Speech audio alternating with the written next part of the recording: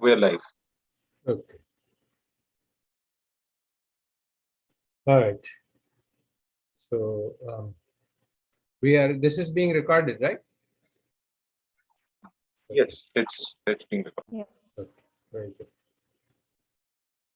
So maybe Arida, you can start, and after that you can give remarks from alnafi, because this course will be hosted on the alnafi platform, although we don't have the link for it yet, but we will provide it soon. So, okay, Bismillahir Rahmanir Rahim. Arida, why don't you start? Bismillahirrahmanirrahim. Assalamualaikum warahmatullahi wabarakatuh. Allahumma sholli ala sayyidina Muhammad wa ala ali Muhammad. Rabbi shrah li sadri wa yassir li amri wahlul 'uqdatam min lisani yafqahu qawli. Alhamdulillah. Good night everyone and welcome to our Sunday talk. The Sunday talk is hosted by Ghazali Project and supported by Alnafi Management. And then let me introduce about our topic tonight. The discussion held tonight also open first statistic class, which be held for 6 months every 2 weeks. And then I inform you too, our topic is about our professor's journey toward the light. Later we will hear how our professor experienced with his education. While studying at the best college in America, he got the knowledge didn't guide him in making the best use of the precious gift of life. In short, from his deeper research, revealed that the West has redefined the meaning of knowledge, and it is not matched with the Islamic conception of knowledge. For all this his experience, we will hear detail later. And then let me to introduce our professor. He is the director of Ulumul Umron and Al-Nafi Online Education Platform, and he graduated bachelor from MIT and master and PhD from Stanford University. And I inform too, those who first time join this lecture, you actually can access the previous lecture with share link in our team. And for this first class meeting about statistics, you can, after the lecture, you can ask the question in the chat box in this Zoom room.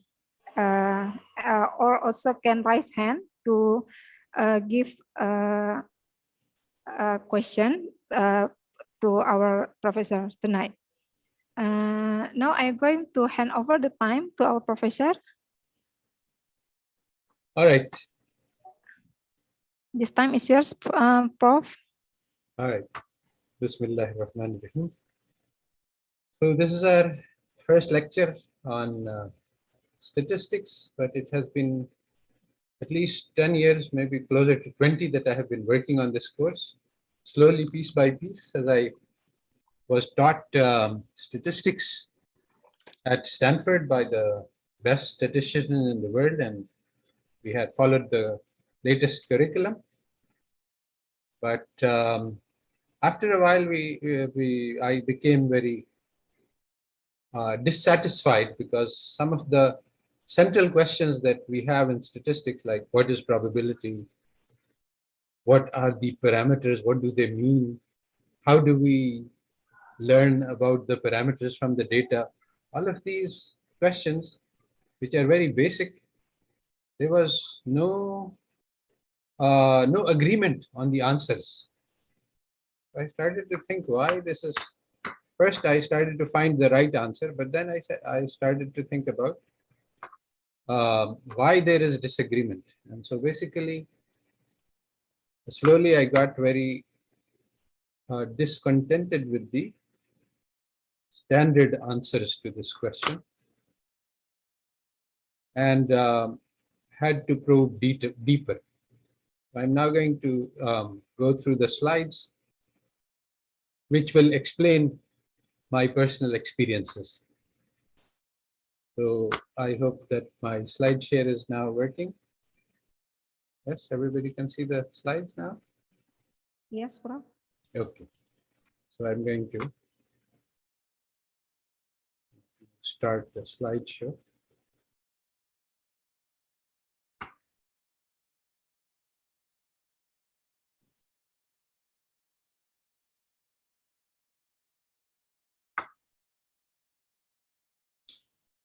All right, so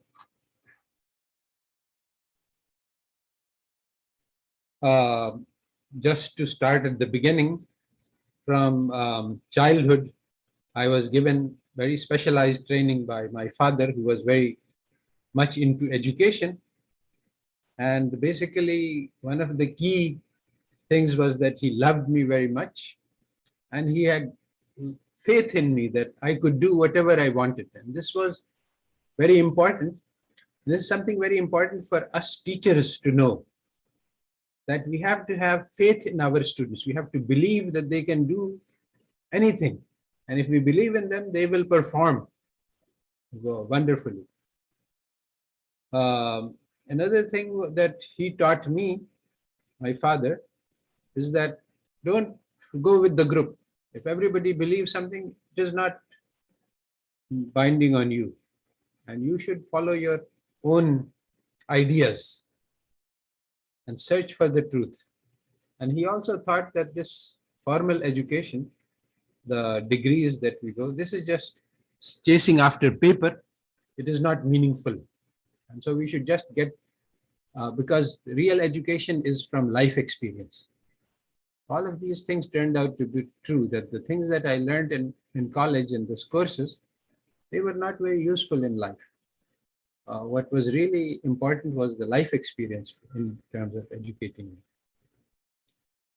So, because my father thought that the formal education, the degrees we get are just paper and no real education takes place, so he wanted us to get quickly through the education so that we could start living.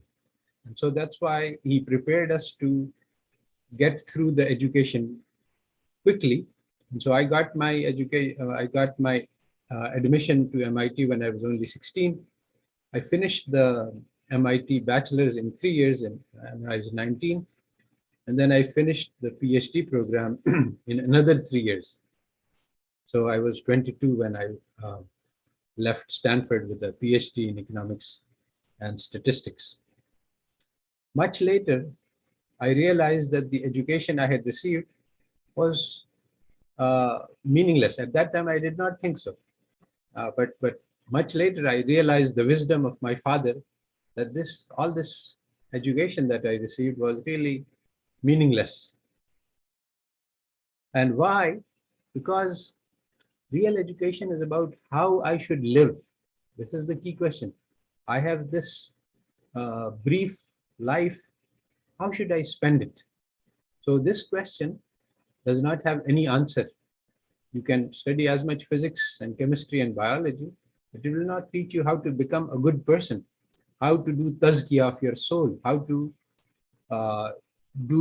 to be kind, compassionate, how to have courage, how to love other people.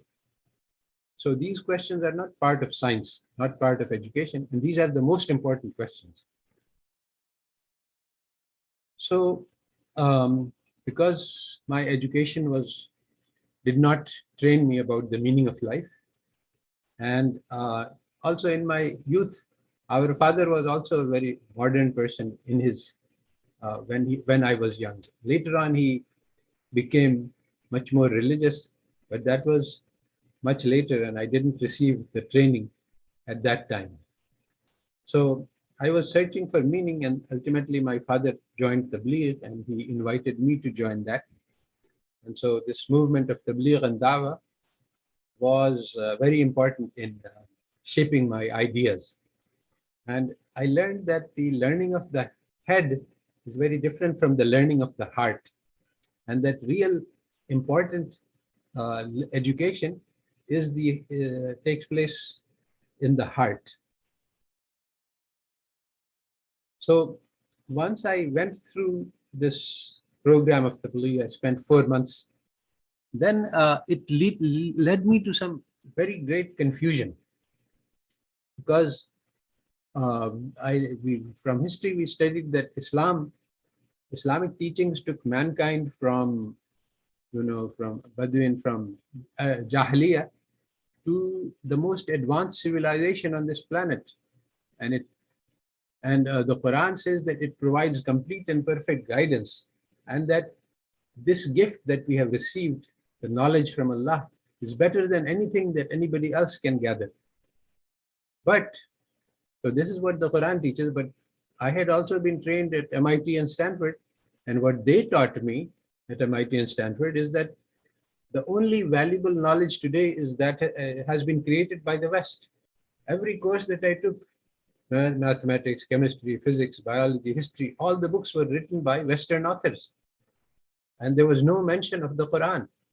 So everything, all important knowledge is creation of the West over the past 3 centuries. It has no relation to the Quran on the one hand, and on the other hand, the Quran is telling me that this is the most important knowledge that has ever been given to mankind, and it is complete and perfect, and it is sufficient for our guidance until Yawm al-Qiyamah.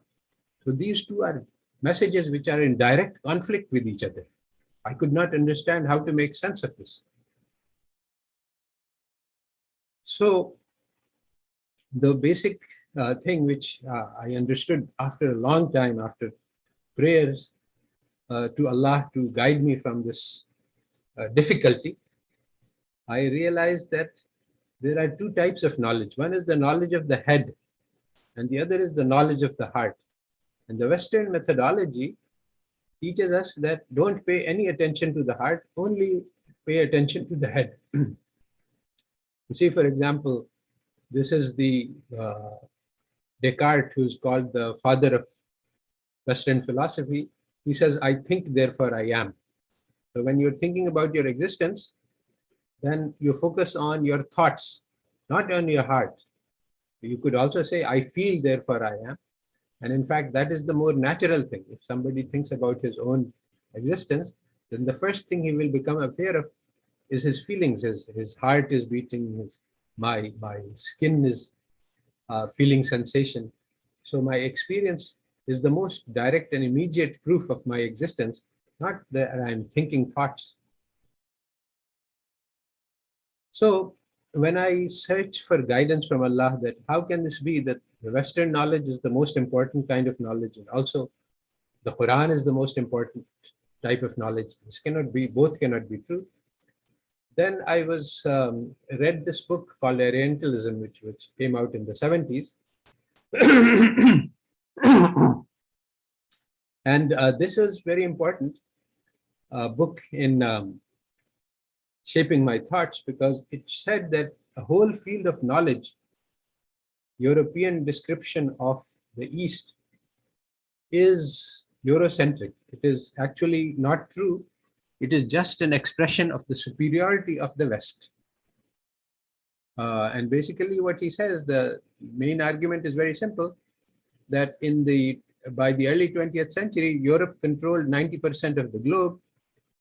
And so they got a superiority complex. They started to think that we are better than everybody else. And in the East, we acquired an inferiority complex. We started to think that we are inferior. But the goal of life, because the Europeans rejected Christianity as a public religion, so then they made the goal of life pursuit of pleasure, power, and profits. And the knowledge that they created was helpful to achieve these goals. But these are not Islamic goals. So at that point, I decided that after, and you know what, the book that Edward Said wrote, Orientalism, it discredited the entire field of knowledge. At that time, there were schools of Oriental studies, departments of Oriental studies at most colleges and universities in the USA and UK and Europe. But after Edward Said showed that this was all just prejudice, there was nothing real in this. So then these departments were dismantled and they disappeared, and people who used to call themselves Orientalists, they were specializing in the study of the Orient, they also disappeared. This whole field of study disappeared. So this was very encouraging to me, because I was thinking that lots of ideas of economists are very crazy. And I came to the realization that maybe all of economic theory is also another form of Orientalism. It is just a way of saying that the West is superior to the East, and it doesn't have any real content or substance. So this idea became my goal. I wanted to show that economics, all of economics, is just a fraud. But this was a big task. Economics, all of economics is a very big field. How can I show that it is all wrong? So I decided to take small steps towards a big goal. There is a pedagogical principle very important for us as teachers and students to understand, that a journey of 1,000 miles begins with a single step. So if you want to master a field, you won't do it all at once. You just take one small step at a time. And also, if something seems difficult, there is nothing that is difficult to learn. The only thing that happens is that you're trying to take too big a step. You're trying to learn too many things at once, too fast, and that's why it is difficult. If you just take one small step at a time, you can make progress. And with just taking one small step, you can master any subject. There is no subject which is difficult. So as teachers, we must increase the confidence. The students are frustrated because they think they cannot understand, because they think they're stupid. It is not true. All students have the capability to learn anything, provided that the subject matter is broken up into small steps which they can understand one step at a time. And there's a special spiritual exercise which you need to do, which is to give thanks to Allah for the small increase in our understanding, because in shakartum la azidannakum. So if we make thanks to Allah for the little bit of understanding that we have, Allah Ta'ala will increase that understanding and reward us with more ilm. So I started my journey with small steps towards the rejection of economics. The first crucial book in this direction was by Paul Byrock, called Economics and World History, Myths and Paradoxes. And in this, he showed that historically, the theory of free trade was created by England after it had 50-year lead on other European countries via industrial revolution. So who's developing this theory? The people who have the most to benefit from it. And then when this free trade theory was applied to Germany and France and other European countries, it led to depression, because the English had a great advantage over those. They were ahead in the industrial revolution. They exported their products, and the countries like Germany and France, they could not compete. So German economist Friedrich List developed the theory of infant industry, and he said that we have to protect our economy. We can't allow free trade because we will never develop if we do so. And so his theory was followed, and they protected their industries, and then they were able to compete and become equal to USA. So the lesson is not about free trade. The lesson here is about, when you see an economic theory, you have to look at the historical context. Who developed this theory? Why did they develop it? Whose interests were being served? This is very important. Same is true of statistics. Who invented this theory? Why did they invent it?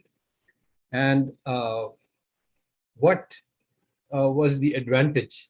Who gained the advantage from it?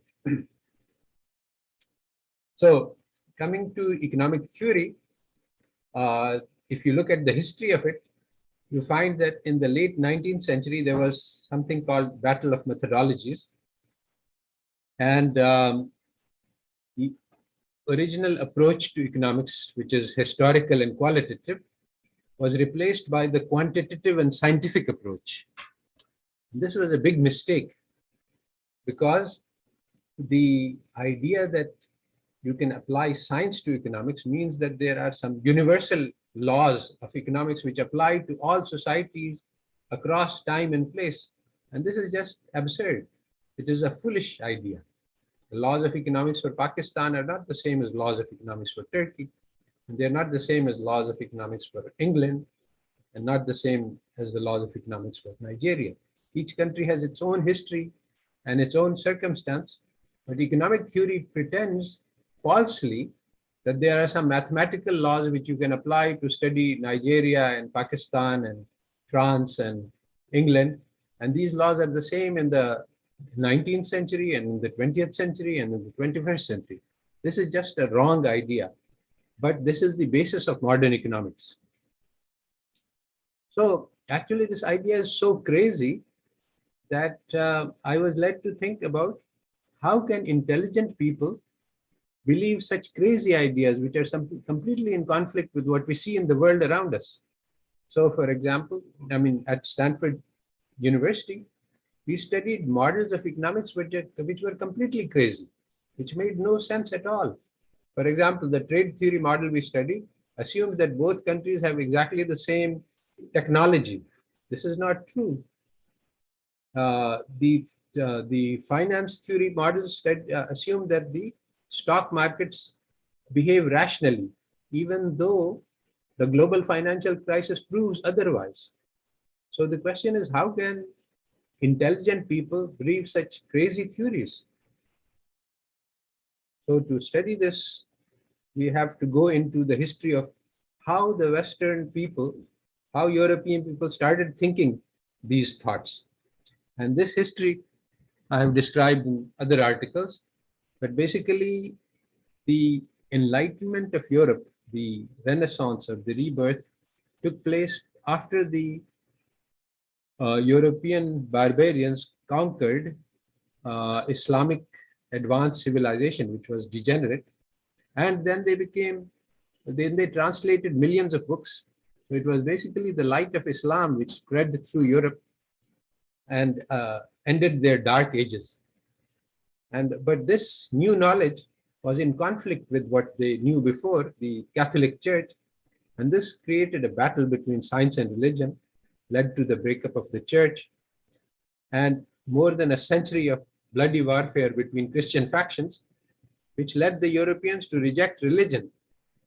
And they lost faith in Christianity. And so they needed to create another body of knowledge to replace Christianity. So one of the problems that arose was that what you can call the trauma of loss of faith. Everybody had believed in Europe that Christianity is the one true religion. And now it turned out, so people thought that this is all wrong. So something that everybody believes for sure can prove to be wrong. So they built a new theory of knowledge in which they said we will only trust what we can touch and what we can see. And so this new theory of knowledge, this epistemology, is built on the idea that there is no one watching, no one cares. There is no justice in this universe. Nothing matters. This universe was created by an accident and will end in an accident. So this is what logical positivism, the philosophy that emerged in the 20th century, is based on. It says that knowledge must be built on what we can touch and see and reason, observations and logic. It doesn't take into account human experience, and especially it rejects our intuition and our heart as a source of knowledge. The Quran says that, have they not hearts by which to reason and ears by which to hear? So our hearts also can think. And Allah Ta'ala says that it is not the eyes that are blind, but the hearts that are blind. And this is exactly what the Western intellectual tradition does. It blinds the heart, and that is what makes this knowledge very deadly and dangerous, because there is no heart in it. It is heartless knowledge. And statistics is also built on these same positivist foundations. So one of the key assertions of positivism is that it rejects unobservables. It says that the Quran begins with Alif Lam Mim Zalikal Kitabul La Rayba Fihi Hudal lil Muttaqin Allazina Yu'minuna bil Ghaib. So the first description of the people of Taqwa is those who believe in the unseen. As opposed to this, logical positivism is the direct opposite. It's like Allazina Yunkiruna bil Ghaib. They reject belief in the unseen. And they say that anybody who believes in anything unseen, this is irrational. So they reject intuition, they reject feelings. And this positivist attitude towards knowledge has had and continues to have catastrophic consequences. And so I'm not going to, I have discussed these consequences in other papers. Here I'm just going to look at how this works in statistics, how the rejection of unobservables makes it impossible to do statistics correctly.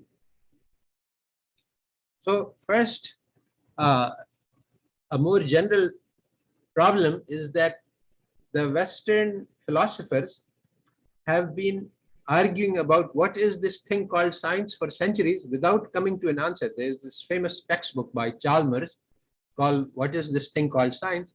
And he discusses in 12 different chapters, a dozen different theories about what science is, and he comes to the conclusion nobody knows what science is. And there's a reason for this. The scientific method was invented by Ibn al-Haytham around 1000 AD.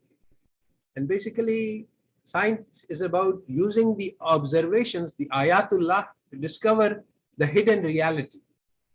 So for example, we look at the properties of vision and we deduce that there are light rays which travel in straight lines.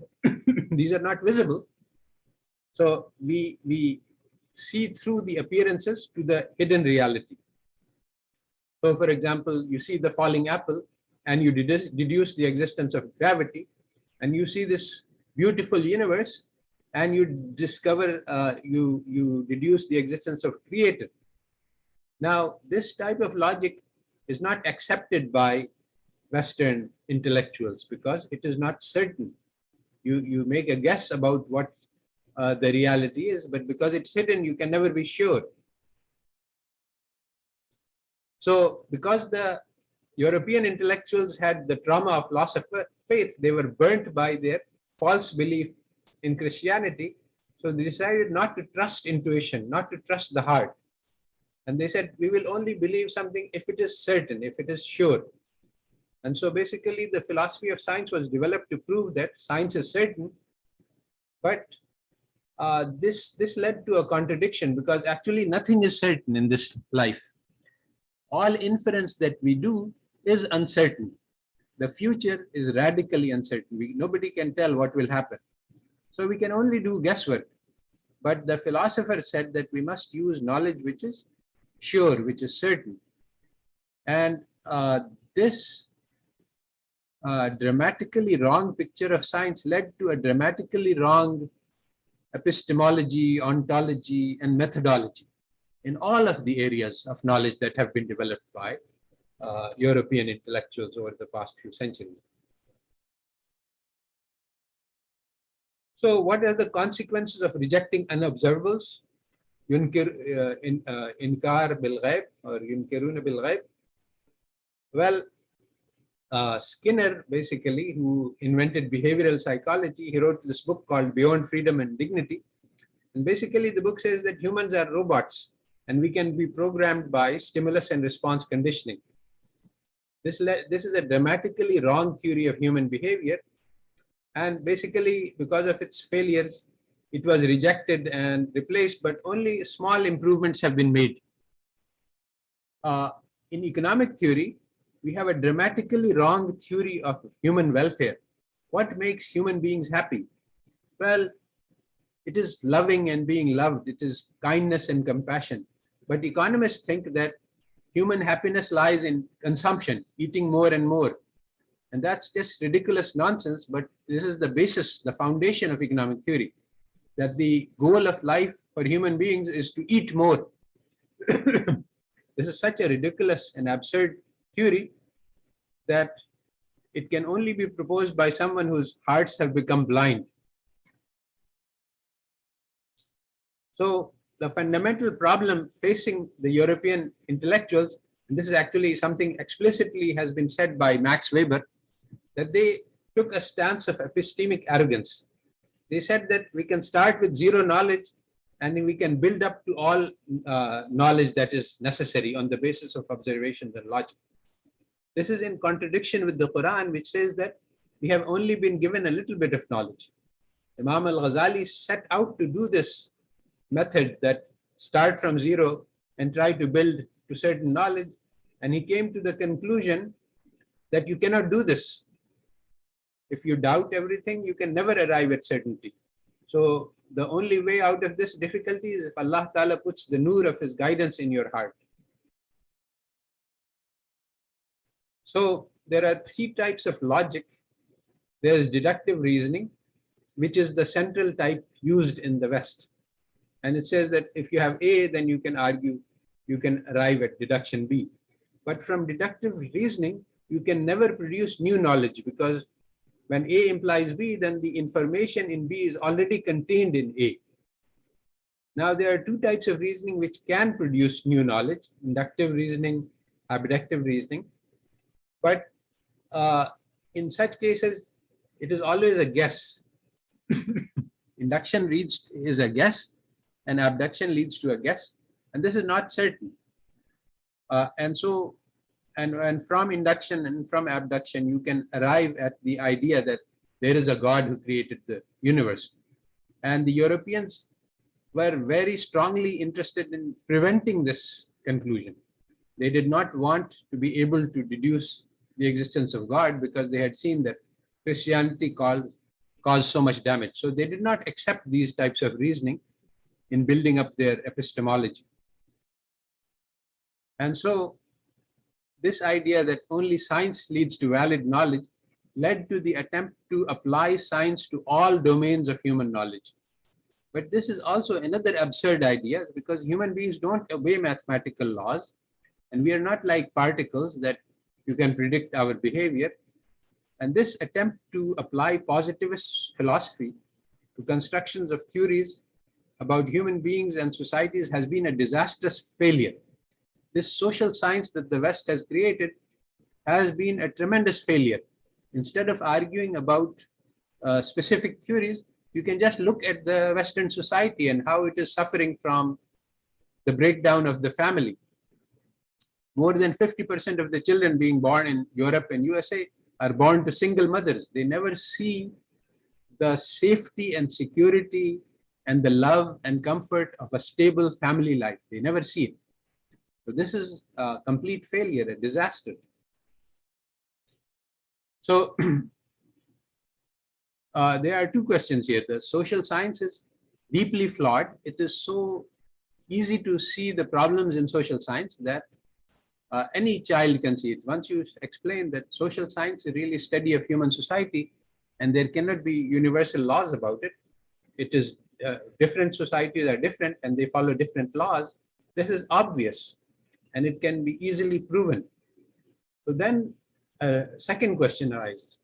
Why can't Europeans understand that this is absurd? Why do they keep following methods which are completely crazy?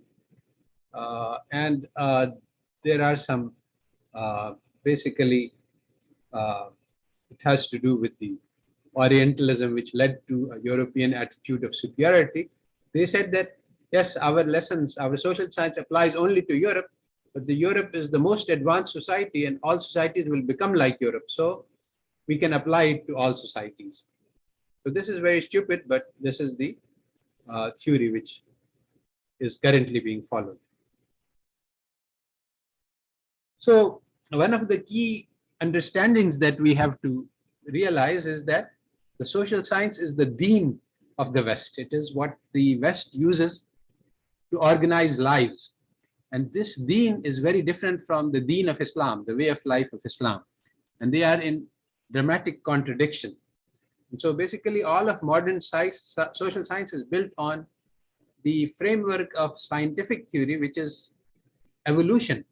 And it says that basically human life is about competition for survival of the fittest, and there are no rules which need to follow.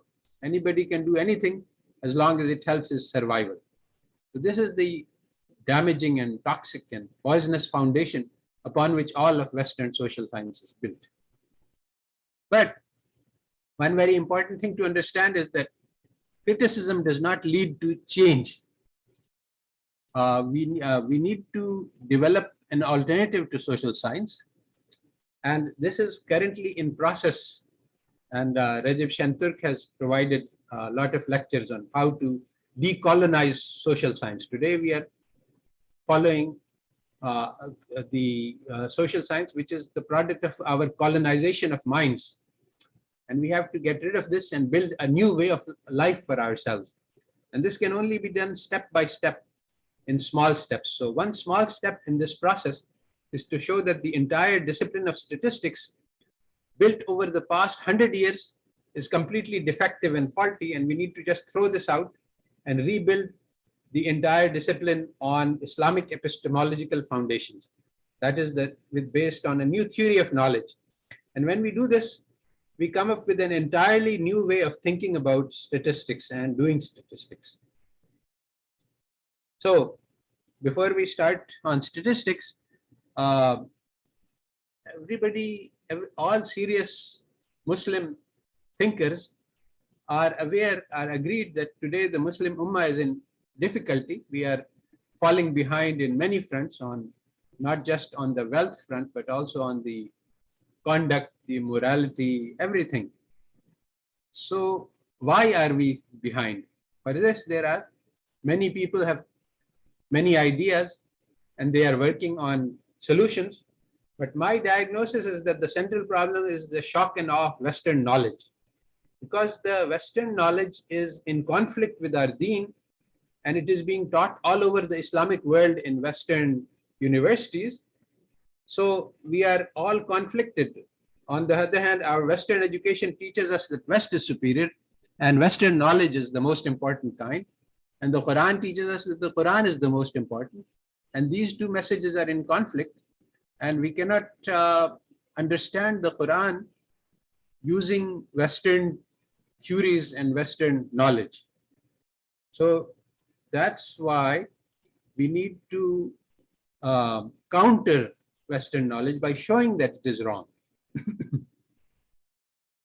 So coming back to my personal journey, when I did my bachelor's in math at MIT, I learned a lot of respect for mathematical proof and rigorous proofs. And I thought that, intuition is useless. If you have intuition about something, but you cannot prove it, that's very bad. It's just like a form of ignorance. But later I understood that intuition is more important and learning how to prove things is not important. I specialized in my PhD in econometric theory. And for this, I did a PhD training in I took graduate courses in mathematics and in statistics and in economics, because econometric theory requires all three. And I went to my graduate advisor to ask about how to do about my specialization. So he said, you see, there are two types of econometricians. And one are the theoretical type, they never touch data and they just do theory. And then there are applied people who get their hands dirty with data. And the prestige lies with the theoreticians. Because of this, I specialized in theoretical econometrics. And the simple fact is that I did not actually run a regression on real data until 10 years after graduate school, because I was a theoretician. I didn't actually do any real data analysis. I wrote a textbook which was full of very advanced mathematics called Statistical Foundations for Econometrics Techniques. It did not have any real world applications at all. But while the book was already in draft, one of the reviewers said that this book is wonderful for theory, but useless for practice. I was stung by this remark, and I said, okay, what is this nonsense? I will just add some practical examples. So I decided that in each chapter, I will put in one example of real data analysis that comes from this chapter. I was totally surprised to find that I could not find even one realistic example. When I tried to find real world examples, I found that all of the assumptions that we make in theory are not satisfied by any real data set. So it took me about 5 years to find some real world examples which I could fit into my text. But I realized that the real world application of statistics is very different from the theory. And the theory of statistics we learned is not relevant to the solution of real world problems. I also met around this time David Friedman, and he had exactly the same experience as I did. He also started out with a heavy duty mathematician, and he has some very, very fancy, very difficult to understand mathematical papers in his early career. And later on, he started doing some legal work. He got involved in some real world cases.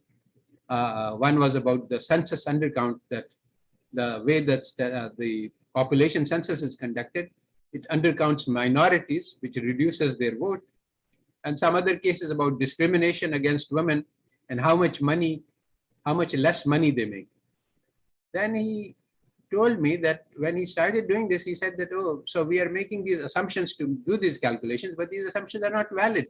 So he really got concerned about how the theory doesn't actually work, but people use it anyway. So he said, no, I'm not going to use it anyway. I'm going to try to do things correctly. And then he wrote this book called Textbook of Introductory Statistics.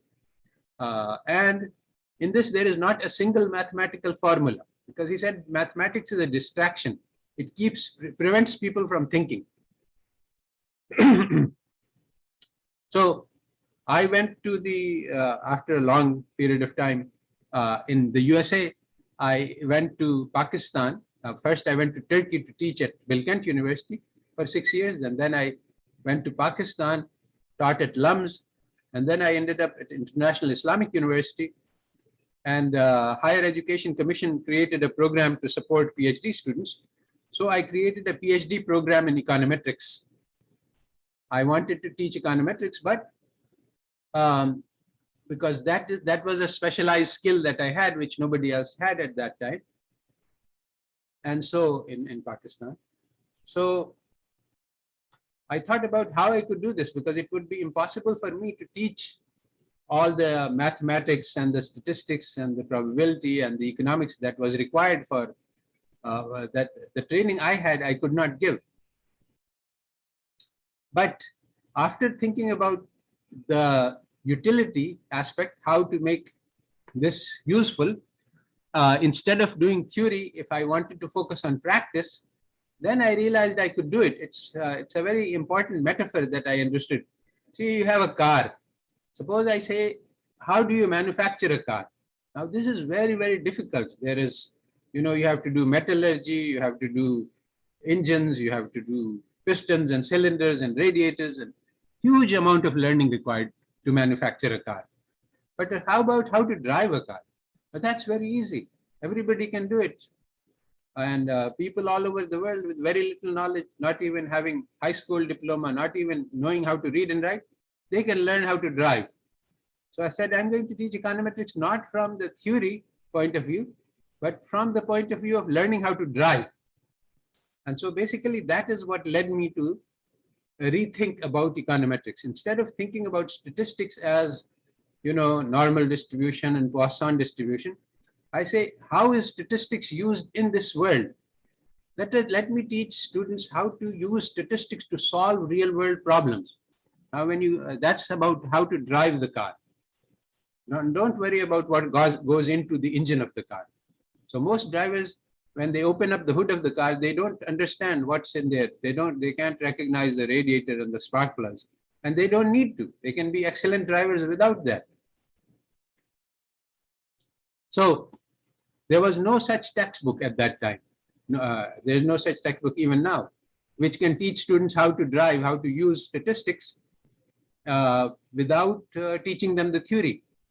So when I started this program, I took my students to the local Markaz of Tabligh, and we made dua to Allah to give us guidance and enlighten us and guide us on this path towards this new field that I plan to construct, because I'm not going to teach econometrics in the way that it was taught to me. So there is a very important distinction between useful knowledge and useless knowledge. Allah, Prophet of Allah asked for useful knowledge and sought protection from useless knowledge. So the question is, for Muslim teachers, what is useful knowledge and what is useless knowledge? This is not part of the Western tradition. How can we tell whether statistics is useful knowledge or useless knowledge? Is it permissible for us as Muslims to teach economics, which is teaching the students that the rational behavior is to maximize pleasure? Is this what Islam teaches us? It doesn't teach us to maximize pleasure. Is it permissible to teach calculus, zoology, botany, when the students that we have, they will never use this information in their lives? Only a very small specialized set of people will actually use this knowledge.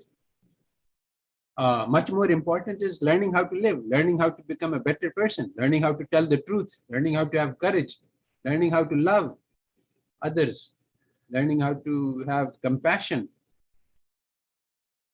So then I was forced to ponder about what is useful and what is useless. And I realized that in the West, they make the distinction in a different way. So they say that useful knowledge is one that will allow us to earn money. But for a Muslim scholar, it's very different, because there are so many Ahadeeth, and the Quran is full of ayat about the value of knowledge.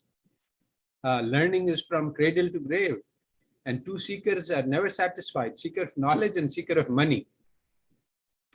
And the ink of the scholars will be weighed more than the blood of the martyrs. So now, as a Muslim teacher, I must ask myself, when the students are taking notes for my statistics class, is that ink going to be valued with the blood of the martyrs, the shuhada? I could not believe this. It doesn't seem right, it doesn't seem logical.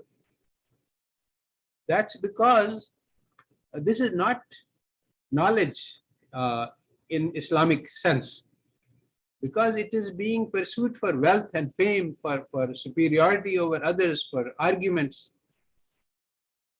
So if we want to pursue useful knowledge, and that is the knowledge for which the ink will be worth the weight of the blood of the martyrs, then we have to start with the first question: what is the goal of life?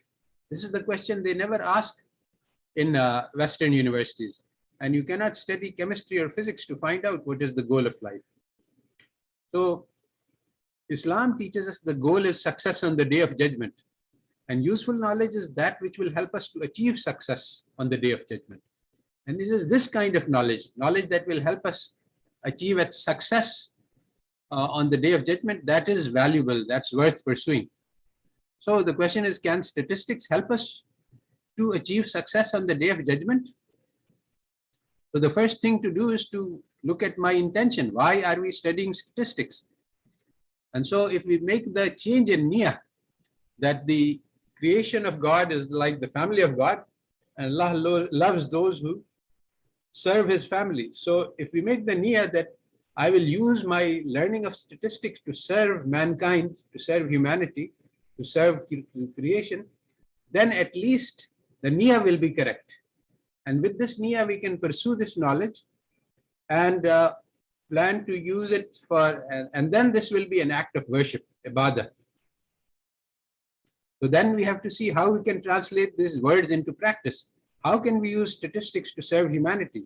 So the first step is to break the theory-practice barrier. We cannot study the theory of statistics and say, okay, I'm teaching you the theory and you go and apply it to the field. So we must start with real-world applications. So in some sense, I decided to work backwards. Start with a real-world problem and then develop statistical theory as part of the solution. instead of the standard Western method that study the theory and then study the application. We start from the application and then we work backwards to the theory. So the main lesson that I learned, and I developed this over 10 years, to start with a real world problem where statistics is used, and then to see how we can, what kind of theory is needed to solve that particular problem. One of the things that's highly deceptive in the West is that if you look at the statistical textbook, you will see a lot of real data and you will be deceived into thinking that they are doing real world applications. In fact, it's not true. If you look at those applications, you see that these are toy applications. It's just like the toy cars that you see. For the children, they are nothing like the real cars. So it's just like this. If you look at the fake applications, you will find them everywhere in econometrics, in statistics books, but you won't find any real applications. So to make statistics useful, we must teach students how to use statistics to solve real problems. And this is not easy to do because you won't find any such examples in your normal textbooks. You have to work hard. So the West does not accept this distinction between useful and useless knowledge. They think that all sorts of knowledge is equal, and even if knowledge is certainly is useless now, it may become useful later. This universe was created by accident. It will perish by accident. Our lives have no meaning. All knowledge is equivalent since there is no purpose. If you don't have a purpose, then all knowledge is the same. So this attitude towards knowledge, that all knowledge is the same and we only pursue knowledge to earn wealth from it, this is a deadly attitude towards knowledge and not compatible with Islam. So in econometrics courses, I said, okay, let's start with how econometrics is used. And I realized that econometrics is used mainly to run regressions. So instead of starting by teaching the theory of regression, I said, okay, let's take a data set and let's run a regression on it. And how do you run a regression? You just feed it to the computer. And so now you have the regression and the numbers. And now I started basically from the first lecture to explain, okay, here's the data, here's the regression. What does it mean?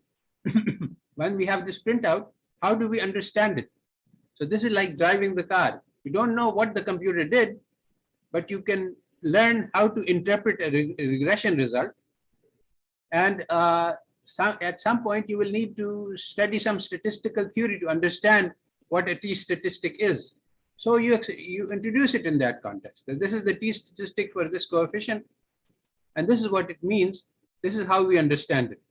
So this leads to a radically different approach to statistics. It's sort of backwards from the traditional approach. And we have to change our approach to teaching. Instead of teaching students how to prove the Gauss-Markov theorem, we have to teach them how to understand it. We have to develop intuition. We have to develop knowledge of the heart. We don't need to learn calculations and the proofs because the computer can do that today. Symbolic mathematics can be taught by computers today. It can be done by computers. So we have to teach students the meaning of calculus. What does it mean to draw a curve? What does the slope mean intuitively? And we can let the computer do the calculations. Today in statistics and econometrics, we teach the students how to be the software. That's the program which calculates x transpose x inverse x transpose y. We teach them the meaning of this formula, and how to calculate, how to do matrix inversion, and so on. But this is not necessary. What we need to teach the students is the intuition. Why did this result emerge from the calculations that we did? So this is a very different approach to teaching. So there are some general principles for launching an educational revolution. And that is that we should try to develop intuition and understanding of students, not teach them theorems and proofs. Let the computers do the computing. In economics theory, we teach courses in dynamic programming, in which we teach students how to solve 2 or 3 optimization problems, because that's all that we can do. That's all that can be done with pencil and paper. If instead we said, okay, the optimization is going to be done by the computer, let the computer solve the optimization, teach the students where we need to do optimization, what are the real world problems that can be solved by the optimization methods, and take them through solutions of real world problems. That will be much better. And so this is in the Western curriculum all over the world, useless knowledge is being taught, huge amounts of this to students. If you just think about your own life and you remember the subjects that you studied in school, the chemistry, biology, physics, mathematics, economics, and you ask, what use was this in my real life? You will see that it has no application to real life. So this is a fake education, and a real education teaches you how to live. A fake education teaches you how to do a job to earn money. And so basically this statistics course that we are going to do is a demonstration of how we can change our approach to teaching and how we can teach the fundamental principles on the basis of Islamic epistemology, not on the basis of Western epistemology. The Western epistemology says that useful knowledge helps us to earn money. And Islamic epistemology tells us that useful knowledge teaches us how to live better lives. And so that is the end of my talk for today. And we can now open up the floor for questions. Okay, thank you, Prof, for the lecture. And who want to ask to the professor, please write it in chat box. Okay. Okay, we for Faisal Munir, can you ask directly?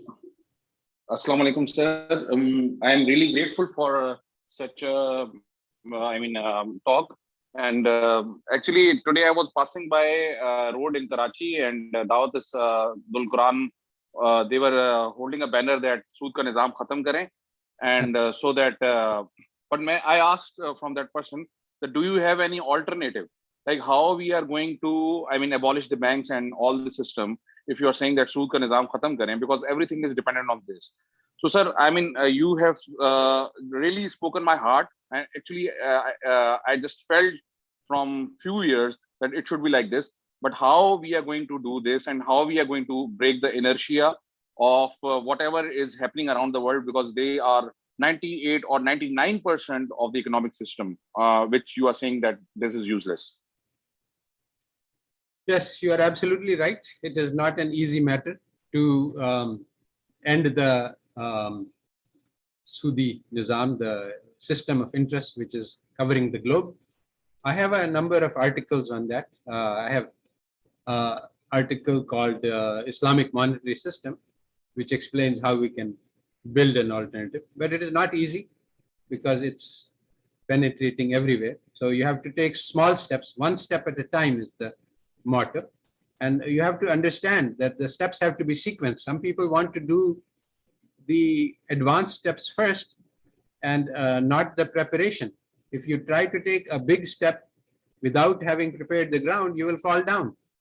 So, and finding the sequencing, what is the first step, what is the next step, this is difficult. It is not something which is immediately obvious at all. So there are some small steps we can take towards ending the Sudi Nizam, but they are not the ones that most people are thinking about. It requires some thought, some knowledge, some understanding of how the economic system works in order to take these steps, but it can be done. Yes. Oh, there are lots of hands. So let me take them in sequence. Nauman Siddiqui, can you ask your question? Assalamu alaikum, sir.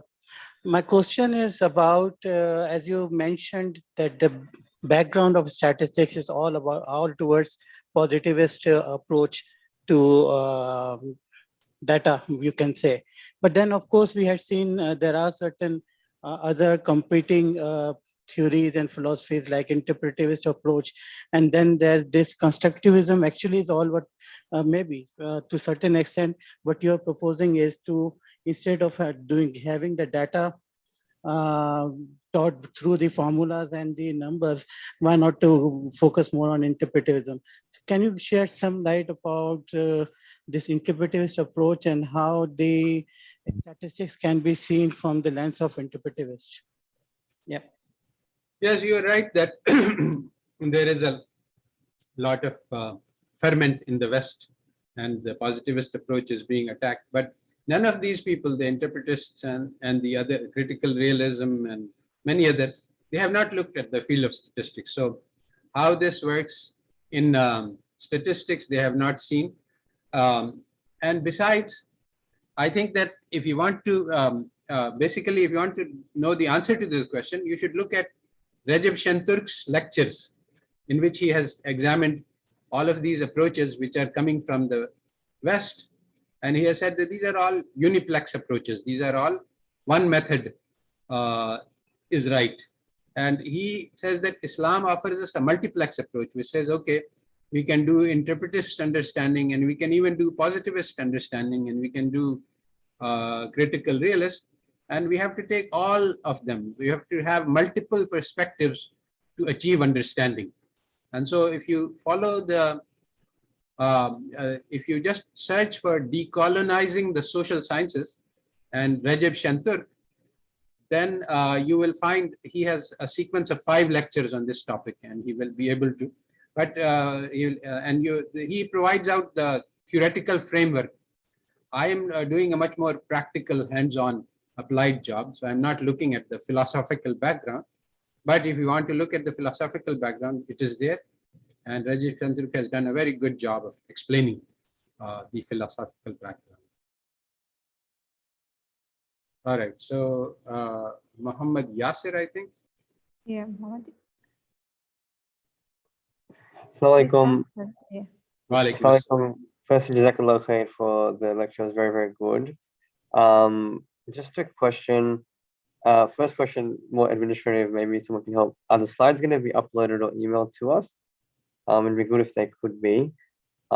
Secondly, I wanted to ask, you talked about your time with the Tabligh. So I was just curious, how much of a role and in what way did the Tabligh and Islamic learning as well play in your overall journey? Can you repeat that? I didn't catch the question very clearly. So you spoke a bit about the Tabligh and how that Yes. affected you. So I just wanted to know, in what way did the Tabligh work as well okay. as Islamic learning? Basically, you see, when I came to the realization that all of this economic theory is wrong, I was inclined to doubt myself. I said, how can it be? I am just one person and everybody, people very, very smart, people who have Nobel Prizes, people who have done such massively complicated mathematics. And I'm saying that this is all wrong. How can it be? Probably I've made some mistake in understanding. So the Tabligh gave me the courage to understand that somebody who doesn't accept God, who does not cannot see through the signs of the universe and understand that this universe was uncreated and then it became created, so there must be a creator. Somebody who cannot even understand the simple logic can make fundamental mistakes. So this courage was necessary for me to do the work required to understand that this is really true. So actually Tabligh was very fundamental to my the process of understanding. It gave me the faith in the unseen, that the possibility that this can be done. So let me go to Imran, Muhammad Imran Khan. Assalamu alaikum, sir. Wa alaikum assalam. Sir, my question is related to basically Islamic and the environmental economics. I feel that it is an opportunity to ask such type of question. Sir, actually, in which type of economics, Islamic economics or conventional economics, we can see the environment through, I mean, in a better lens, the environmental economics. How can we see the environmental economics in Islamic economics and conventional economics, and which is better for the purpose of environmental sustainability? There is a lot of, I have a few articles on that, and there is a lot of other work on that. I've just given a link to my blog, which is azprojects.wordpress.com. This is my blog. And, oh, I made a mistake in typing. And if you search on this blog for this topic, you will find.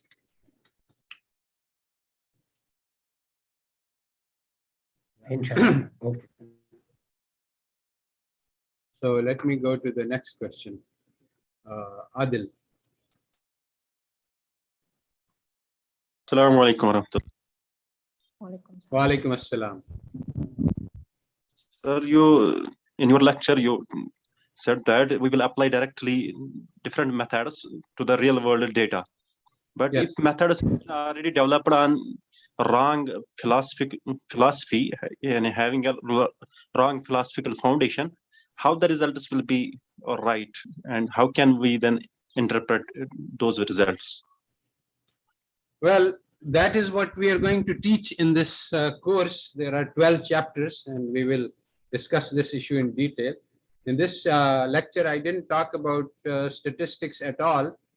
So I didn't even discuss the very first concept. So if you follow the course, then inshallah you will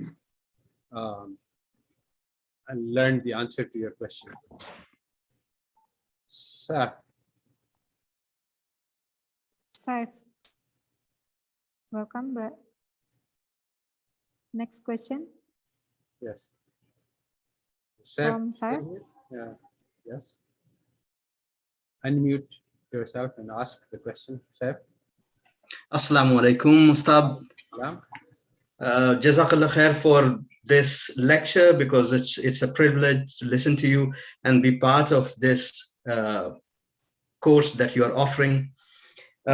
My question and comment is twofold. First of all, the thing that you are presenting is quite important, I think, because in the decolonial literature, most of the focus has been on principles or fundamentals or theoretical aspects of disentangling the history of knowledge from the Eurocentric sort of a yoke. And what you are trying to do, or what you are doing, inshallah, is to present practical applications of this effort which has been happening. So I think this is extremely, extremely important. The other thing which I wanted to ask you is this, that there are two main names which comes to my mind when I think about decolonial efforts. One is Sayyid Naqib al-Attas, who sort of started this particular project of Islamicization of knowledge. And the other one is the current researcher, Professor C.K. Raju from India. So could you briefly highlight how your efforts parallel with their efforts, or how they complement their efforts, and what could be the differences? Yes, that's a good question. Basically, the decolonizers understand that the major problem that we face is the colonization of minds. And so we have to learn to think without the Eurocentric lens, which we have all been taught to think through. All right, so suppose we do that. So there's one part of the effort is, okay, remove your Eurocentric glasses. All right, so after you remove them, then what do you see? So I'm working on the second step. So after assuming that decolonization has taken place, that is, we have removed then how do we rebuild knowledge? So in the Ghazali project, I have discussed this, that there are three steps. The first step is the removal of doubt, deliverance from doubt. And that is the step in which we acquire faith in our deen, that it is indeed correct and complete and perfect. And then the second step is tahafut al-falasifa. So decolonization is basically about the tahafut al-falasifa, rejecting the ideas of the Western philosophers. Right. Then there is ahya ulumuddin, which is to take the religious sciences and build all knowledge upon them. So this is the third stage. So this is what I'm doing. MashaAllah. Jazakallah khair, Ustad. Thank you very much. Okay. Ayatullahi Said. Next, Ayatullahi Saidu. Welcome. Thank you. Thank you very much, Professor. Can you hear me? My question is it possible to achieve your level of econometric or statistical skills attending universities other than the typical Ivy League universities, probably studying the same courses, if you like?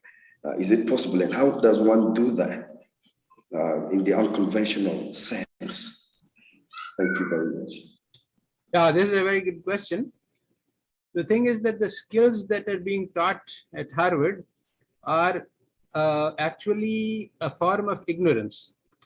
They say that, okay, we take some data and then we make some assumptions in order to do statistical analysis. But those assumptions are wrong. So what you're being taught at Harvard is ignorance, not knowledge. So just throwing it away leads to advance. And so, yes, indeed, we will not teach the mathematical stuff that is being taught in Harvard, but not teaching it is already a benefit, because that mathematics leads to ignorance and confusion. Nobody actually understands, even when I was there at Stanford, that what is actually a parameter and what is a true parameter and what's a false parameter. And basically, all of statistics is about estimating parameters from data. And this is completely a foolish thing to do. You don't want to estimate parameters from data. You want to use data in a different way. So by changing the purpose, we don't need to acquire the same skills. We can just bypass them. Okay, so Hafiz Zahir.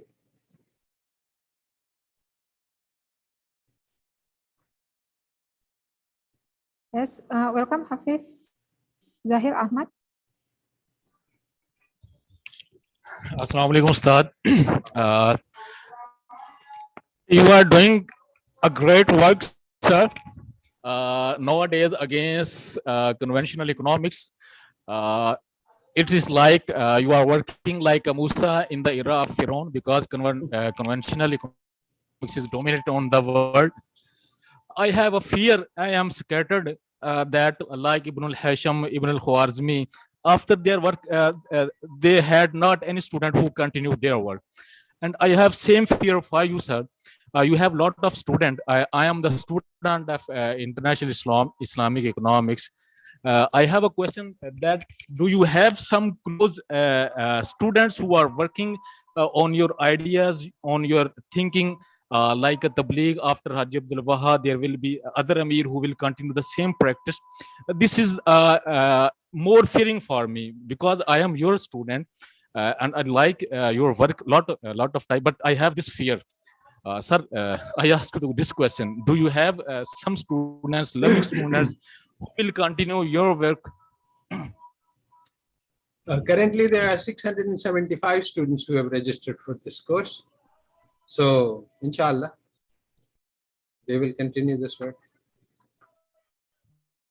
Allah Ta'ala will spread His light regardless of what we do.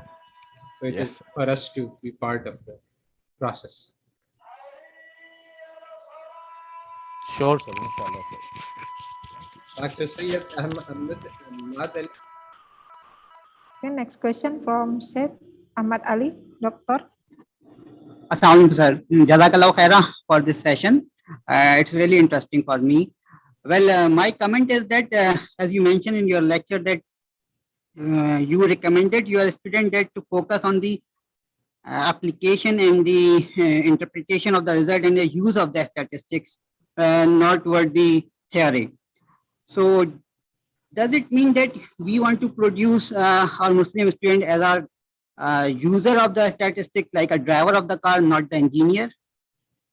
This is my question. Yes, this is the, you see, once you understand that what matters is how you use it, then you come to the realization that most of the machinery that has been put into this car is useless. You can just take it out and throw it away, and it will reduce the weight of the car and make it go faster. So a lot of the theory that has been developed is just completely useless garbage, and it's just taking up weight. So that's the point, that once you start developing from the point of view that we have to use this, then you can improve the machinery also and the engineering also. Okay. Next, Dr. Bilal. Next come for Dr. Bilal to the question. Assalamu alaikum. Wa alaikum assalam. I'm Dr. Bilal from Kashmir. Sir, my question is same that was delivered before me. Yes.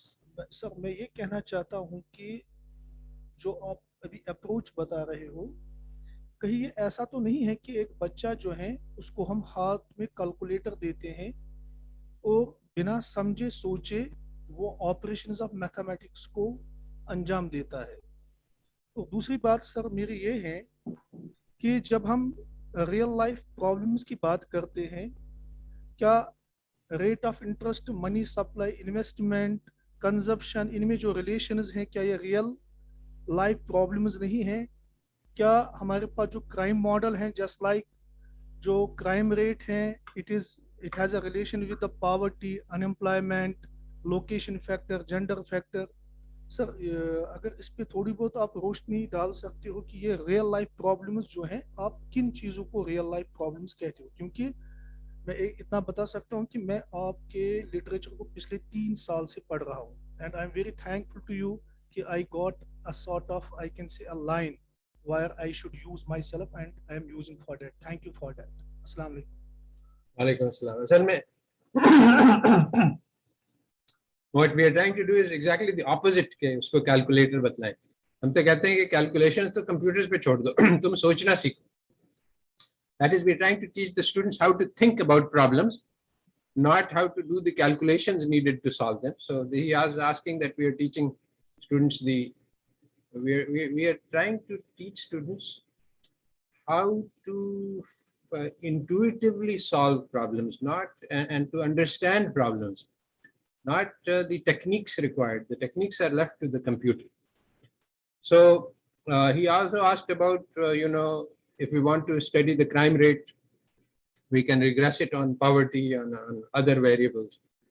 So in my view, this is nonsense. We will never understand crime by doing regressions. You want to understand crime? Look at the people who are doing crime, go and interview them, ask them what is in their heart, why do they crime, and what is, maybe it's because they don't have a sense of moral purpose. Maybe they are needing to feed their families. So different types of moral configurations can exist for doing crime. Some people don't think crime to be a crime. Some people think that crime is a crime, but they are doing it out of necessity. So these are things that are not going to be captured in the variables. So we need to go and look at real world problems and get real world solutions. And running regressions is not going to help. It's going to hurt because you're going to get the wrong types of answers from that. Okay, so Ghulam Ghaus is one of my students actually. Okay, Yes. welcome, brother. Assalamualaikum, sir. Walaikum assalam. Sir, it's a great honor for us. I'm your student at PIDE, and I just, without taking any time, I just want to ask a question about the practice and mathematical derivations of the regressions. You know that I did work on spurious regression, and we develop a model and we try to gauge out the problem in co-integration and unit of testing and proposed an alternative method. Yes. But the problem is that we published that paper in Impact Factor Journal, but even though after this, we didn't get the intention from the good journals. They didn't accept our paper because we have no mathematical derivations. So what we can do for our ideas, how we can flourish our ideas, how we can spread our ideas without mathematical derivations. Well, the establishment is going to oppose this approach to statistics very strongly because it devalues what they know and the skills that they have, and it tries to develop new skills which they don't have. So this is going to be a battle. It is not something that that is like, you know, in general, we think of knowledge as a cumulative process. You have some knowledge, I have some more knowledge, and we can put it together and add to knowledge. But this is not, when you have a paradigm shift, then you're saying that no, the knowledge that you have is wrong. The mathematical derivations that you are doing are meaningless and they are useless. They don't tell us anything. And so we are going to do things very differently. So the other people are not going to say, okay, you are right. They're going to say, no, you are wrong and we are right. And this, our calculations are right. So this is going to be a battle for knowledge. And this is a battle which has to be fought. And ultimately, the results will determine that when we do an analysis, data analysis, which leads to better results from the ones that they are doing, then we will show that, okay, your theory leads to this conclusion and this conclusion is wrong and harmful, and my theory leads to this conclusion, and when we apply this solution we get much better results. So that's where the solution will come. It will not come in trying to convince people to do less mathematics or more mathematics. So Kashif Khan. Thank you, Professor Zaman. It was very moving to attend your lecture. I'm Kashif from Carnegie Mellon University, America. And I have been like, lately I have caught an inspiration in this field, like a whole spread of discussion is going on here on algorithmic injustices, which are just based on optimization and which focus on efficiency. So your perspective is very appealing. My question is not very much related to any about the whole concept that you are going to portray or we will be covering. It's more a bit an administrative question. Like I was trying to find out any link where I can go through all the contents that we will be covering and what it will be expected from the participants, like how would be the schedule of classes and other stuff. So is there anything that can be made available at this point that will give me an idea that how much time I have to spend in future and like how I can plan about this thing? So it will be great. And after another thing, like you have mentioned some person like Recep, Şenturk. I could not pronounce. So if you can share a link over here, so it will be great that I'll go through that, and lots of prayers for the mission, and definitely we are here to further whatever you are saying, because it's very very moving, and one who is having this side of view and the other side of view is like I'm trying to make up a lot of sense out of this discussion that we had today. Thank you. God bless you, sir. Jazakallah. I will put a link to that soon. They do not want you to hear this. Oh my God, Otto is actually legit. I don't know, like, I'm trying to find the link. All right. About the details of the course, I was hoping to have that for you in this session, but it hasn't gotten done yet. But very soon I will send the details. We will have multiple types of we will have multiple ways to take the course, and this will be so there will be one self-paced version where you can take it at your own pace and go at your, and then there will be some guided versions where we will be going through the material together with live lectures. So that will have some pace. I haven't actually determined.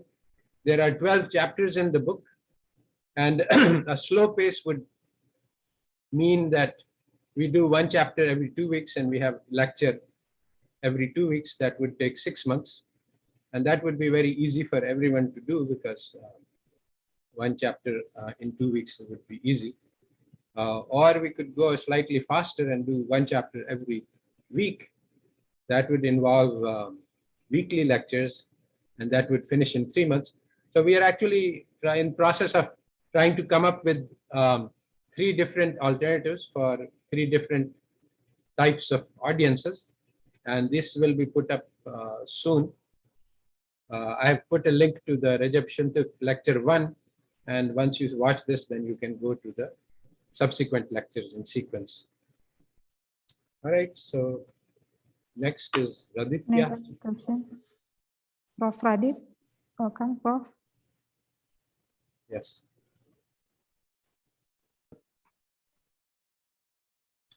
So is it Raditya Sukmana? Yes, yes, Prof. Asad, this is Raditya Sukmana from Indonesia. Thank you for the lecture, Prof. Okay, I do agree with you when you mentioned about the orientation of the conventional economics is on the consumption. More consumption is better, but they also not consistent, because the more consumption, they will have a diminishing marginal utility. So until certain time, when they add more, and even negative. So how can they propose to consume more while their utility is getting decreased? So that's I do agree with you, Prof. Asad. Maybe you can elaborate on that one. And my second question is this, Prof. You mentioned you have written on Islamic monetary system. I also teach Islamic monetary system. How do you address the issue of what is being proposed by Prof. Ahmad Kamil Medin Mira, which is based on commodity gold to replace the current existing fiat money to achieve the stabilization of the price? Thank you, Prof. Yeah, I don't agree with this idea of commodity money, of gold money. I think that this is not going to work. I have a different suggestion for that, and I will put a link to this in my in the comment chat for my article on. Prof. Kamil also do not agree to use physical asset, just the value of the commodity gold is being used, not the not that we are borrowing the physical gold for the money that we want to make a transaction. This is a complicated topic and doesn't have to do with what we are doing here. And in my article, I have discussed how an Islamic monetary policy can be made. But there are many different standpoints on this issue.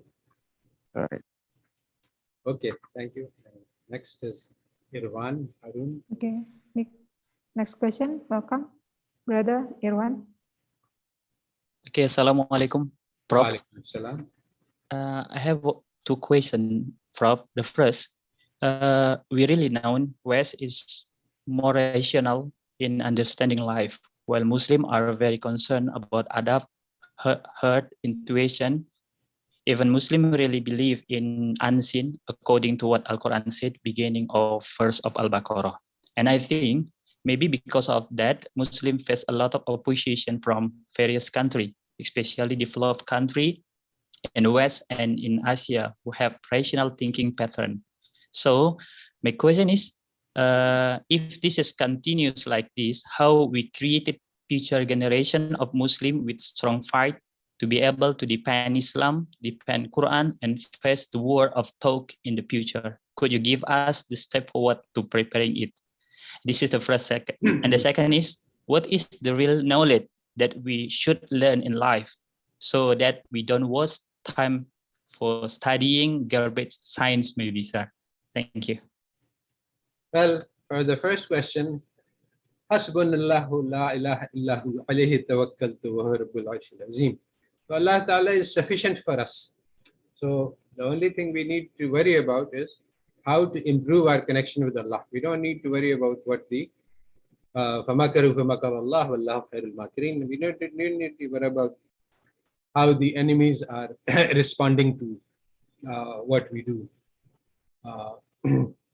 The second thing is that the best kind of knowledge is the knowledge which teaches us how to become better human beings, how we can lead our lives in a good way. And this is something which the West cannot teach us. So this is something which we need to learn. And today we are not focusing on that. We're focusing on acquiring knowledge, degree, job, and getting money and pleasure. And this is not the thing which Islamic teaching teaches us. It teaches us how we can become better persons, and how we can build our families, and how we can build better neighborhoods and communities and societies. These are the essential things. So that's the two questions. Can we move on to Joharia? Sorry, Prof. I interrupt. Yeah. There's a question from my chat because the chat box is locked. Yeah. Yeah. From Bu Loni from Indonesia.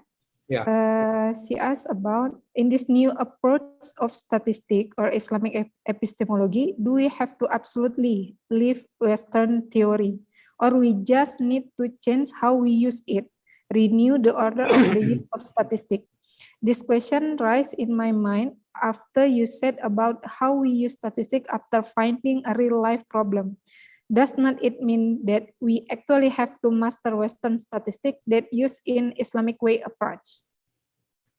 No, a real life problem comes from the world. I mean, we have a problem that there are lots of poor people in the world. So how can we solve it? Can we use statistics in this? So one part is this, that in the real world problem, sometimes the solution will not come by doing calculation and statistic. It will come by saying, okay, we should try to encourage people to give more zakat and more sadaqat instead of doing the calculations. So that's one thing. The second thing is, yes, we are free to borrow from the West, whatever they have created. The knowledge is the lost property of the moment. But the way that statistics has been built over the past century, it has been built on wrong foundation. So it's basically wrong. So we cannot borrow falsehood from the West. We can borrow knowledge if they have it, but what they have is the illusion of knowledge. It seems like knowledge, but it is not. It is actually fraud. So this statistics, the most important book in statistics is called the most famous, the one that has sold millions of copies, much more, the most popular textbook is called How to Lie with Statistics. So we don't want to learn how to lie with statistics. We want to learn how to tell the truth. So can we go to Joharia now? Okay, welcome, Sister Joharia Nur Asia.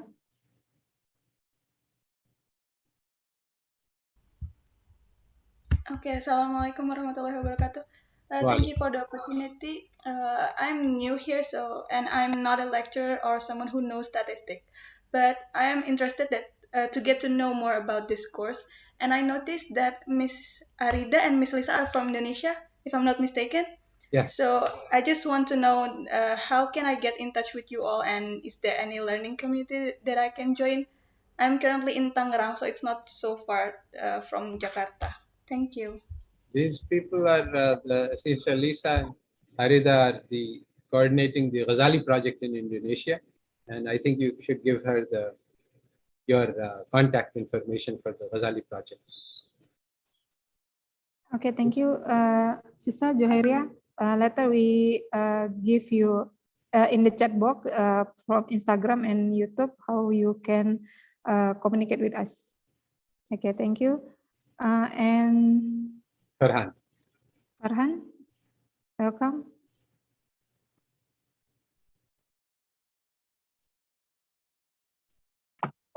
Yeah, Assalamualaikum, Dr. Asad.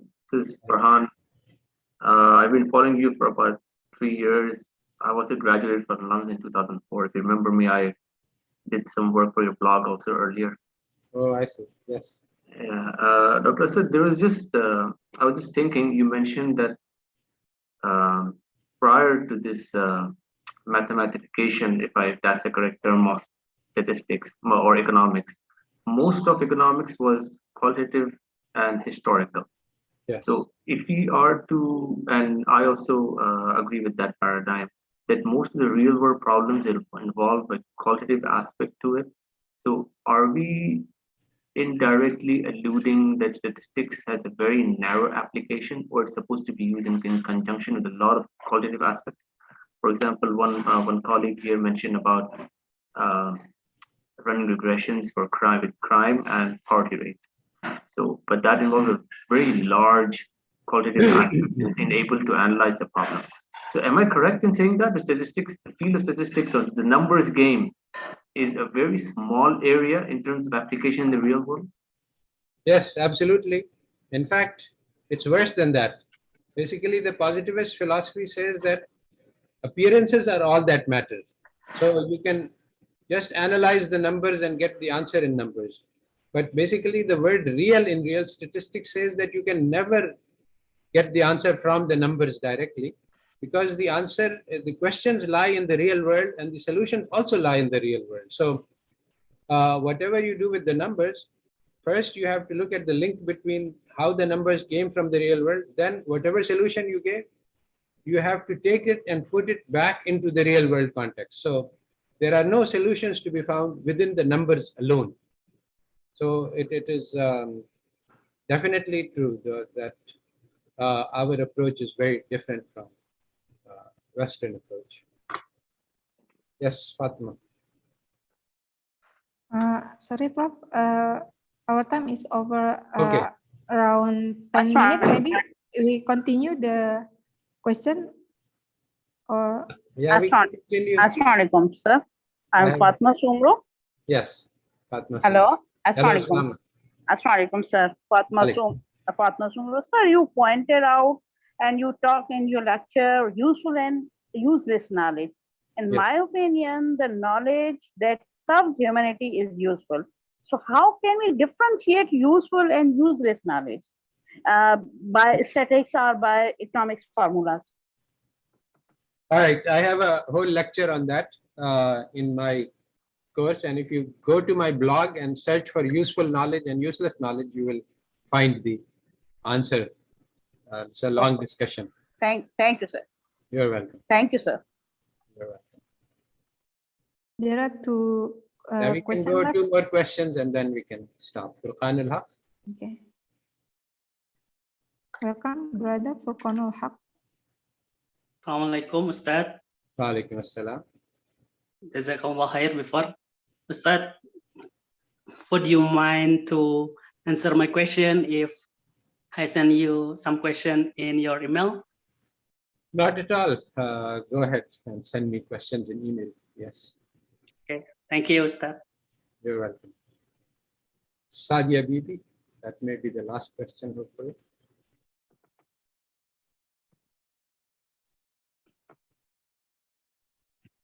Assalamualaikum, sir. I'm from Pakistan. Yes.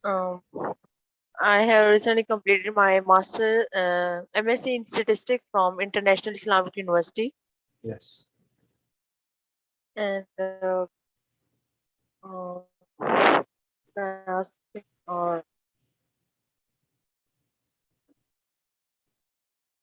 Your voice is breaking up. Can you speak loudly or clearly? We got. Sorry, sister. Saadi. We heard that you completed your master's, but after that we lost. Maybe you can type in the chat box to Arida and she will convey your question. You can go to Abdur Daouf. Abdul Diouf. Welcome, brother Abdul Diouf.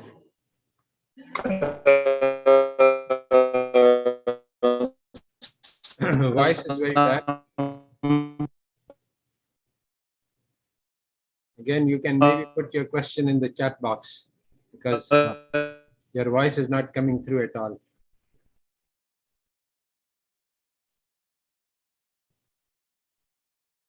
All right, I think this can be the last question from Amna Rahman. Amna. You're welcome. Amna Rahman. Assalamualaikum, sir. My name is Amna Rahman, and I have also recently graduated from Islamic University. I have done actually bachelor's from there in statistics, and the same queries is that the teachers are just not focusing on what do we have to do with statistics in our real life, and not just focusing on memorizing the same things, just like like learning word to word one thing all the time, but not even telling us that how to apply it in our real lives, how it is very useful in our lives, how we can further take it in our future. Just they are just telling us to only memorize all the subjects like HIFs, all these, so the teachers, they are just not even telling us that what is this basically what we are all studying and all. Just like it's just a course which they are lecturing us till, and not even telling what are their applications even in our real life. That's my question actually. Yes, this is the way it is taught all over the world. There is no easy solution. So that is what we are trying to do, is to develop an alternative in this course. Okay, so I think we can stop here. And, Yes. hopefully, I will send instructions by email on the next steps in this course, and also probably 2 weeks from today, on Sunday, at the same time, we will have the next lecture for this course. But you will get the links and the instructions and how to join the course via email. All right. Thank you very much for joining me. Thank you so much. Jazakumullah khairan, Prof. Asad Zaman, for sharing with us about your experience tonight.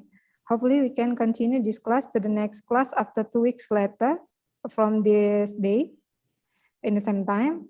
And thank you for the audience to join us with this first class statistic.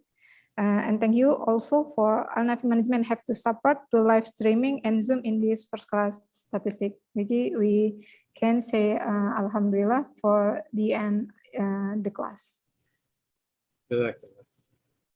Assalamu alaikum wa rahmatullahi wa barakatuh. Waalaikumsalam. Jazakallah khair, Prof. Asad. Shukran, Prof. Thank you, everyone.